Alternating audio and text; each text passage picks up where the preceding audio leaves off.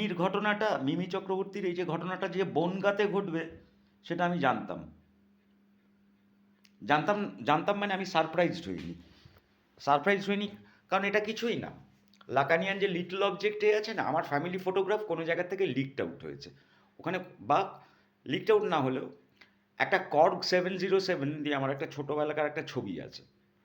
মানে I was, মানে very young, মানে ভেরি ইয়াং চাইল্ড দেন।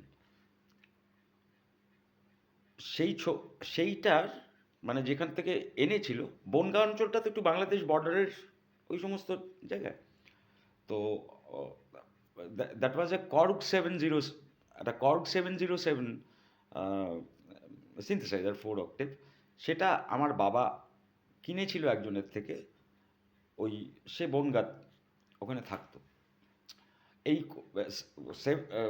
এটার আরও অনেক রকমের আছে, মানে হচ্ছে ওইটা নিয়ে একটা ব্যাপার, হয়েছে অনেক কিছু, সেটা পরে আমাকে কেউ জিজ্ঞেস করলে বলবো। কিন্তু ওই জন্যই ওই জায়গাটা অতটাই, ওই জন্যেই ওই ওই স্পটটা দ্যাট ওয়াজ কেয়ারফুলি চোজেন।